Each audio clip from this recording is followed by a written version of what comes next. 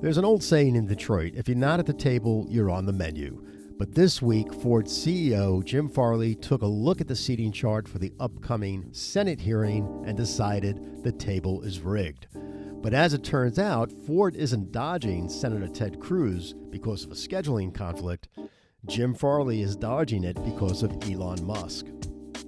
According to a report from the Detroit Free Press, Ford's legal team sent a letter to Washington with a simple ultimatum. If Elon doesn't have to show up, neither does Jim. Today on Headline Automotive, we're going to break down the Musk exception. Why is Senator treating Tesla differently than the Detroit Big Three? Is Ted Cruz protecting Elon? I'm Rob Lofaris, and this is Headline Automotive. Let's dive in.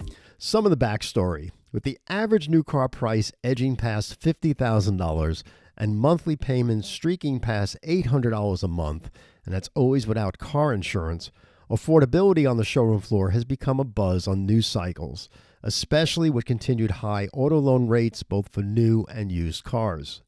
Additionally, we're seeing repossession rates rise as well, now at the level of the Great Recession days of 2008.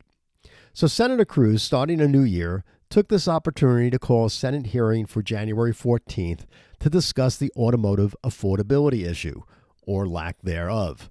He sent invitations to the CEOs of Ford, GM, and Stellantis. But for Tesla, the invitation didn't go to Elon Musk. It went to a vice president of engineering.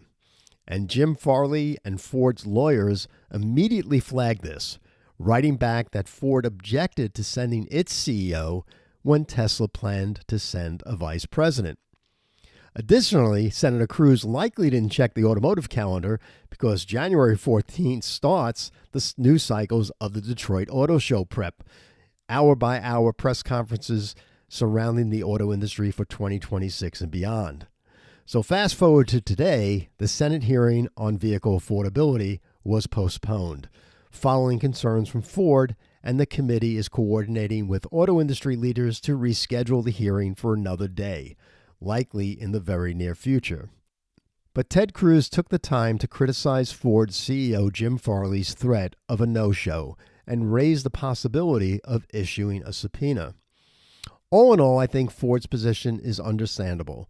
Elon Musk just isn't the CEO of Tesla. He's a key advisor to President Trump. He led the Department of Government Efficiency, and Elon Musk is the most famous, controversial figure in the automotive industry, hands down. If Jim Farley goes to the hearing, but Elon sends a mid-level VP engineer, it's most likely the questions and cameras will be laser-focused on the CEOs who attend, not the mid-level VP. Guys like Jim Farley know Senate hearings are sometimes theater, backdrops to create controversial sound bites for their re-election campaigns.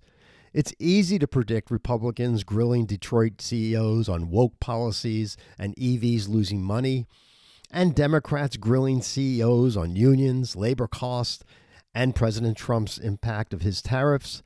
But CEOs are highly skilled to answer these questions. But if Tesla sends a vice president, that person won't make the news. By refusing to invite Elon Musk, Ted Cruz essentially removed the lightning rod from the room, leaving Farley and the other CEOs as the tallest target. Is Ted Cruz protecting Elon Musk by not inviting the guy who owns the most valuable car company? Or is it too soon to have Elon Musk back on Capitol Hill after his public falling out with President Trump? Well, prior to today's postponement of the Senate hearing January 14th, Mary Barra, CEO of GM, stated, "We'll be there assuming all CEOs attend." That's corporate speak for we aren't going alone as well. So I guess news at 10. The Detroit Auto Show is going to be a big event next week. The show is especially important because it's focused mostly on domestics. And since COVID, the once powerful Motor City Auto Show needs a comeback. I'll end this report with two quotes. First from Ted Cruz today. "I don't know if he, Jim Farley, was scared about having lost $19 billion for Ford shareholders or the misguided Ford Lightning, or if he was embarrassed at having tried to swindle American taxpayers out of hundreds of millions of dollars by gaming the expiration date of the EV tax credits. Ford Motor Company volleyed back with, "As we said all along, we're committed to appropriately engaging on issues that impact our company, our employees, and the industry, and we look forward to continuing work with leaders such as Senator Cruz."